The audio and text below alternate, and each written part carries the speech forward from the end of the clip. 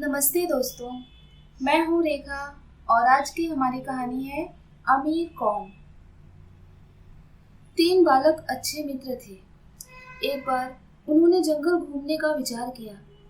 तीनों सहमत हुए और अगले ही दिन सुबह सुबह वे जंगल के लिए निकल पड़े। तीनों दोस्त बातें करते हुए चले जा रहे थे। तभी अचानक तेज बरसात शुरू हो गई और वे अपने बचाव के लिए जंगल के किनारे बने एक टीले के पास पहुंच गए। तभी उन्हें किसी की आवाज सुनाई दी। सुनो बच्चों, जरा यहाँ आओ। वे तीनों आवाज की दिशा में देखने लगे। तभी उन्हें सामने नगर के महाराज दिखाई दिए। राजा ने उनसे कहा, मैं यहाँ जंगल में शिकार खेल रहा था। तभी अचानक आकाश में बादल छा गए और मूसलाधार वर्षा होने लगी। अपने अपने बचाव में सब यहाँ वहाँ भागे और मैं सिपाहियों से अलग हो गया। भूख और प्यास की वजह से मैं बहुत व्याकुल हूँ। क्या तुम कहीं से थोड़ा भोजन और जल ला सकते हो? बालकों ने जवाब दिया, जी जरूर, हम घर जाकर अभी कुछ ले आते हैं। वे गांव की ओर भागे और तुरंत खाना और पानी लेकर लौटे। राजा उन बच्चों का उत्साह और प्रेम देखकर बहुत खुश हुआ और बोला, प्यारे बच्चों, तुम लोग जीवन में क्या करना चाहते हो? मैं तुम सबकी सहायता करूंगा। कुछ देर सोचने के बाद एक दोस्त बोला, मुझे धन चाहिए। मैंने कभी दोनों समय का खाना नहीं खाया, कभी सुंदर कपड़े नहीं पहने, इसलिए मुझे बहुत सारा धन चाहिए। यह सुनकर राजा मुस्कुराए और बोले, ठीक है, मैं तुम्हें इतना धन दूंगा कि जीवन भर सुखी रहोगे। दूसरा बालक भी बड़े उत्साह में था। अब उसकी बारी थी। उसने पूछा, महाराज, क्या आप मुझे एक बड़ा सा बंगला और घोड़ा गाड़ी देंगे? राजा ने कहा, क्यों नहीं, अगर तुम यही चाहते हो तो जरूर मिलेगा। तीसरे बालक ने कहा, मुझे न ही धन चाहिए और न ही बंगला गाड़ी।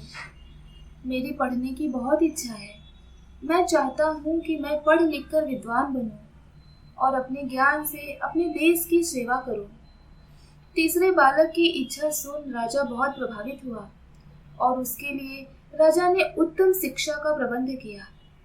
वह लड़का बहुत मेहनती था, इसलिए पूरे लगन के साथ दिन रात पढ़ाई करके वह बहुत बड़ा विद्वान बन गया और समय आने पर राजा ने उसे अपने दरबार का मंत्री बना लिया।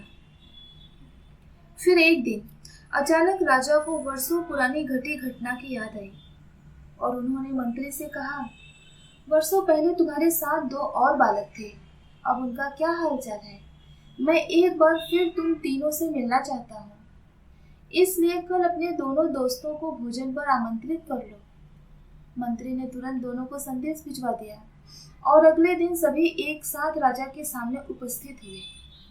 राजा ने कहा, आज एक बार फिर तुम तीनों को साथ देखकर मैं बहुत खुश हूँ। इनके बारे में तो मैं जानता हूँ, पर तुम दोनों अपने बारे में बताओ। राजा ने मंत्री के कंधे पर हाथ रखते हुए कहा। जिस बालक ने धन मांगा था वह दुखी होते हुए बोला, राजा साहब, मैंने उस दिन आपसे धन मांगकर बहुत बड़ी गलती की। इतना सारा धन पाकर मैं आलसी बन गया और बहुत सारा धन बेकार की चीजों में खर्च कर दिया। मेरा बहुत सा धन चोरी भी हो गया और कुछ समय बाद ही मैं वापस उसी स्थिति में पहुंच गया। बंगला गाड़ी मांगने वाला बच्चा भी अपना रोना रोने लगा। महाराज, मैं बड़े ठाठ से अपने बंगले में रह रहा था, पर वर्षों पहले आई बाढ़ में मेरा सब कुछ बर्बाद हो गया और मैं भी अपने पहले वाली स्थिति में पहुंच गया। उनकी बातें सुनने के बाद राजा बोले, इस बात को अच्छी तरह गांठ बांध लो। धन संपदा सदा हमारे पास नहीं रहते, पर ज्ञान जीवन भर हमारे काम आता है और उसे कोई चुरा भी नहीं सकता। इसीलिए किसी ने सच ही कहा है, विद्या धन मानव जाति के लिए अनमोल खजाना है।